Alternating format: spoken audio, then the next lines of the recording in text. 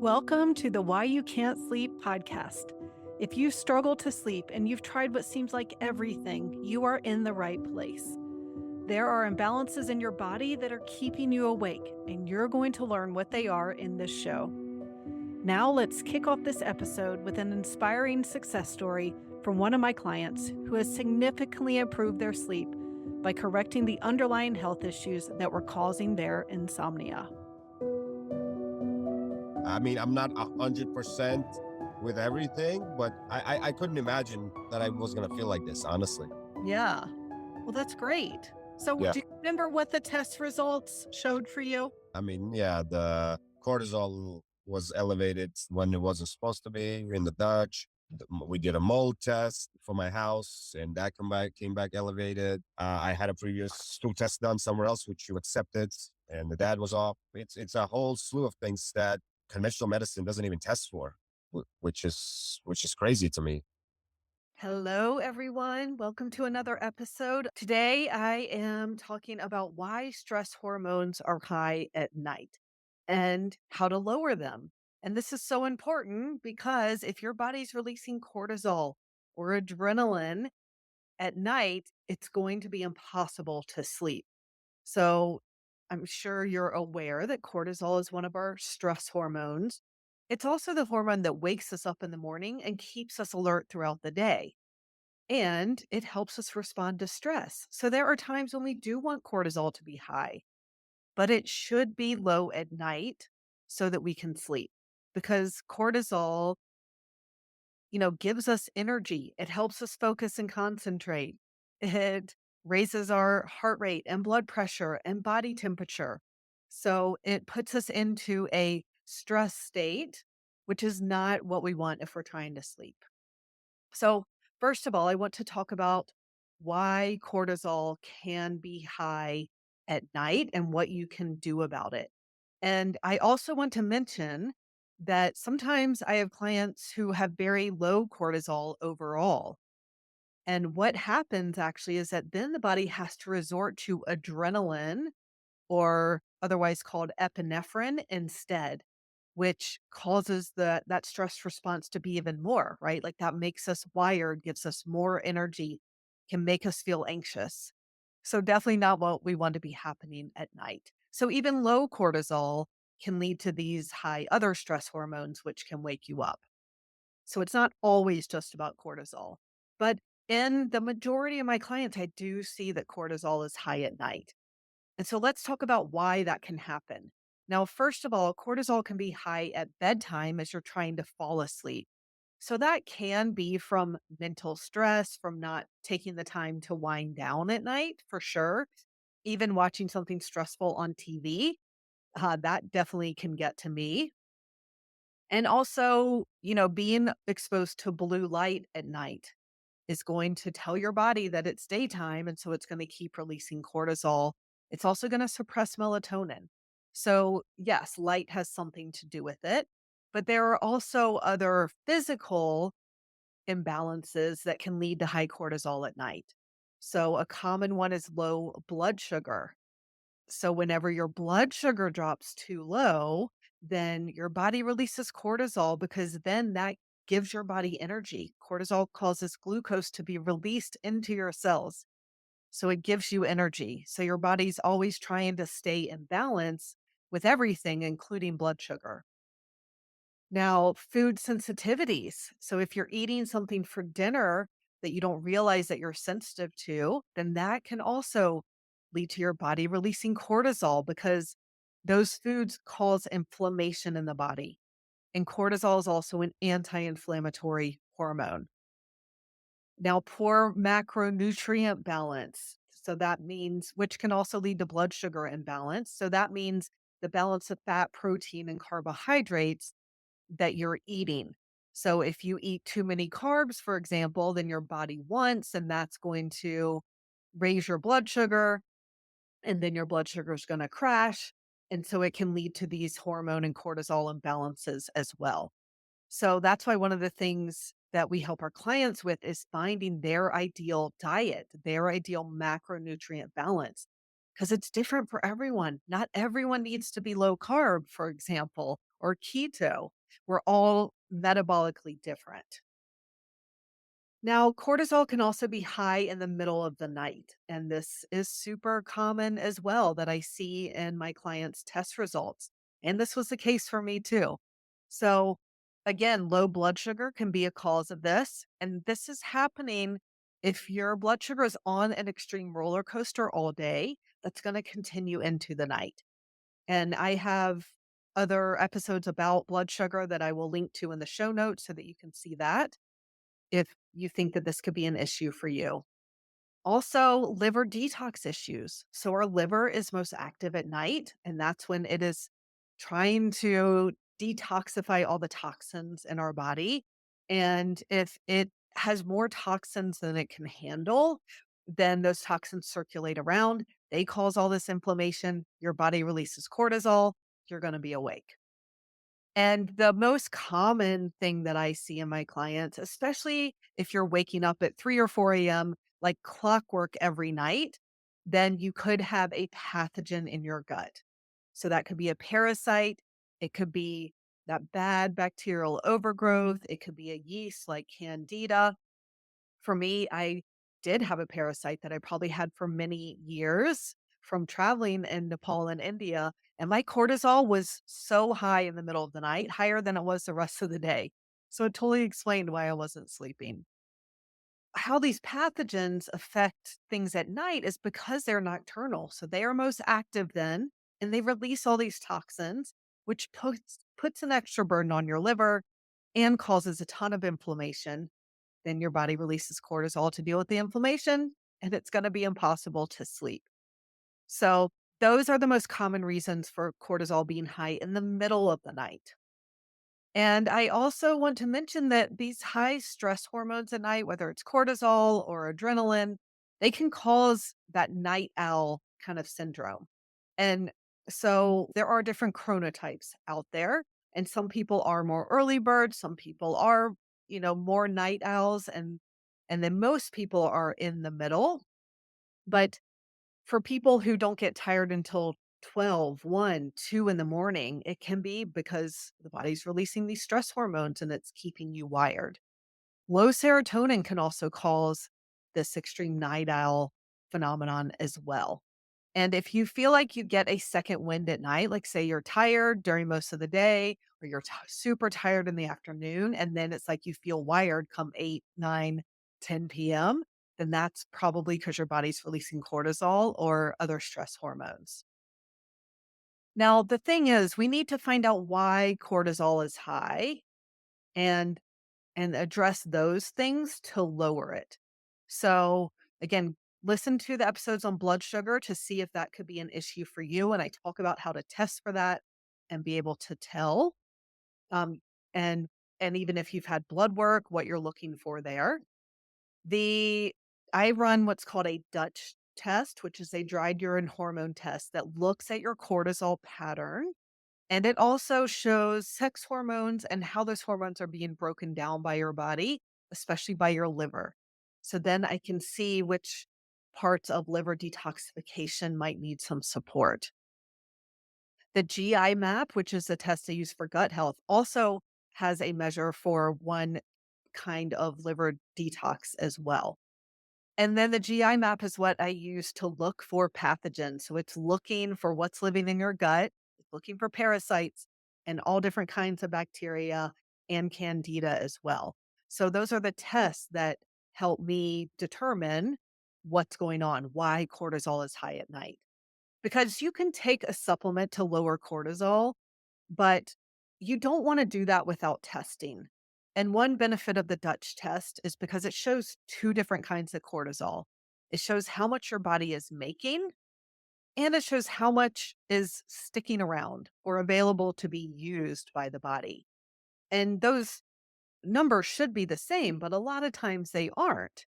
And so I see all the time clients who their bodies aren't making a lot of cortisol, but it's sticking around. So it is higher at night and it's high overall. But if someone isn't making a lot of cortisol, they shouldn't be taking a supplement to lower it because that's just going to lower it even more.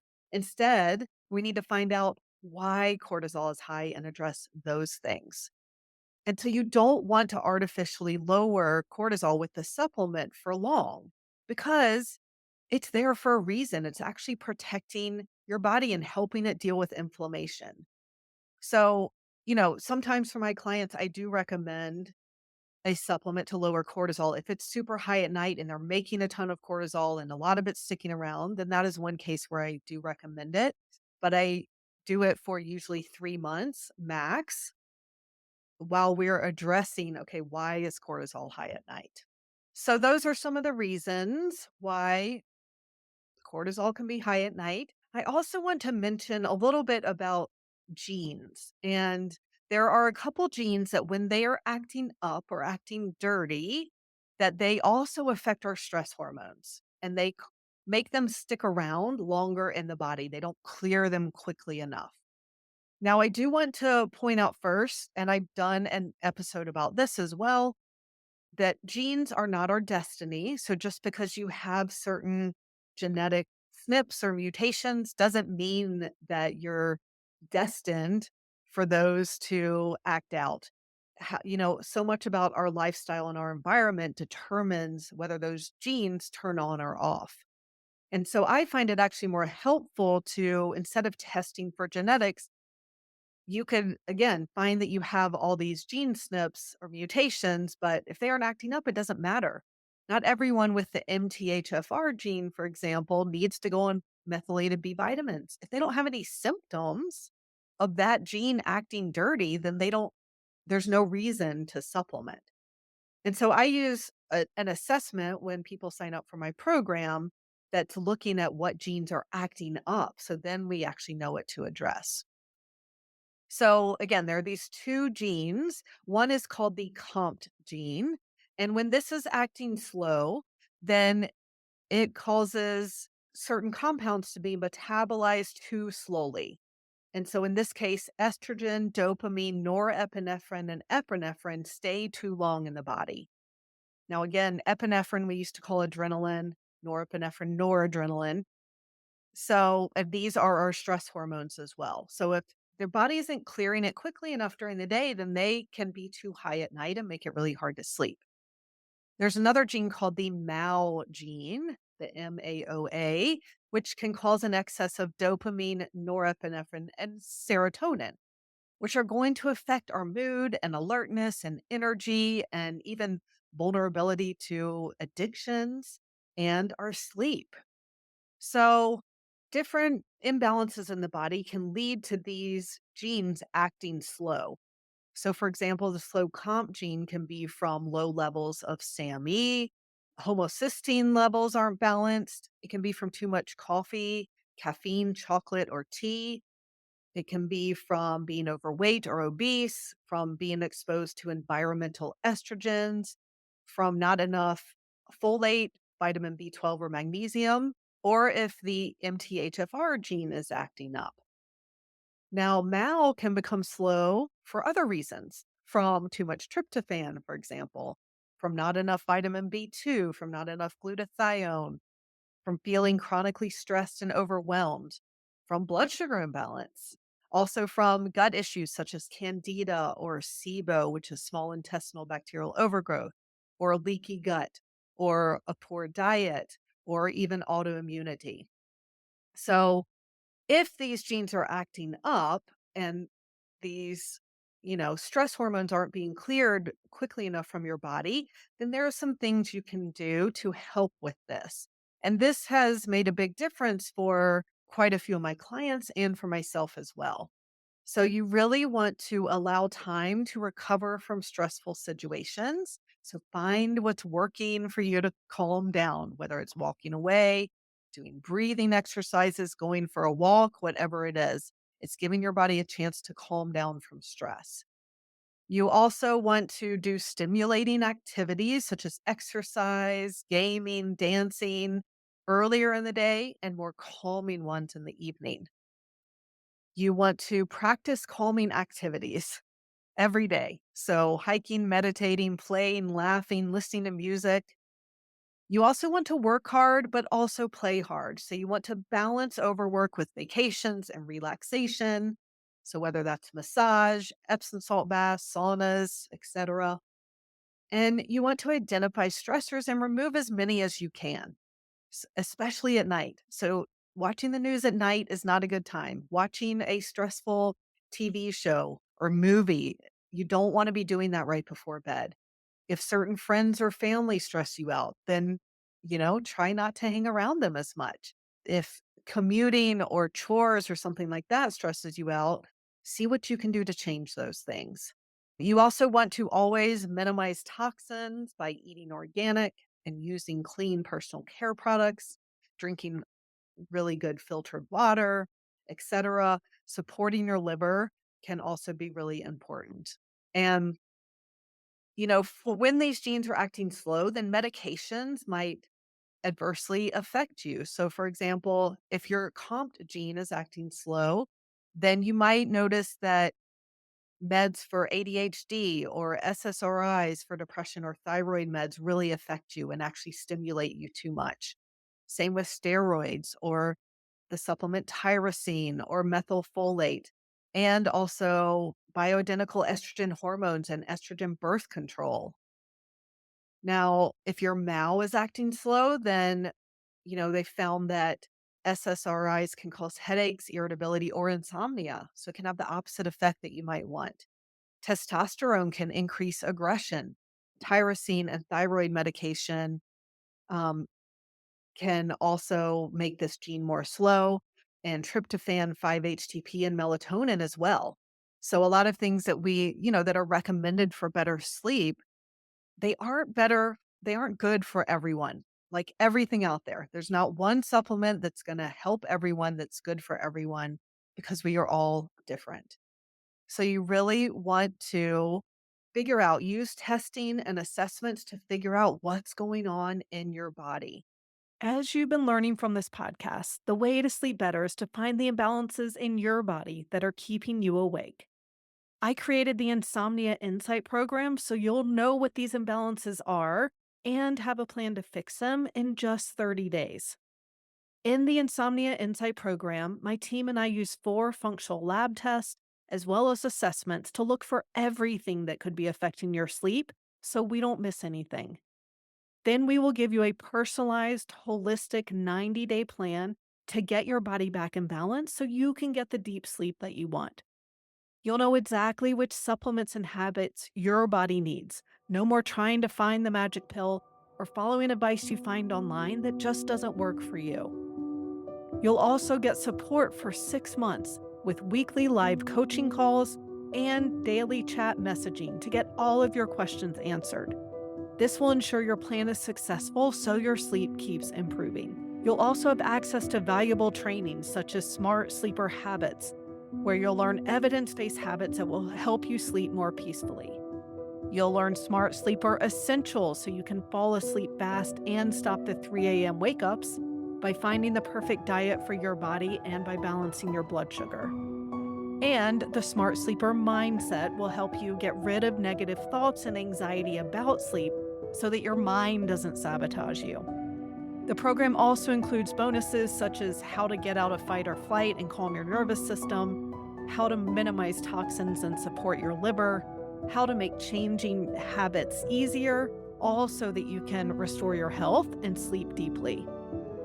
There will also be challenges so you stay motivated to follow your protocol and to celebrate as your sleep keeps improving. There will be monthly bonus trainings to further improve your health, mindset, and sleep.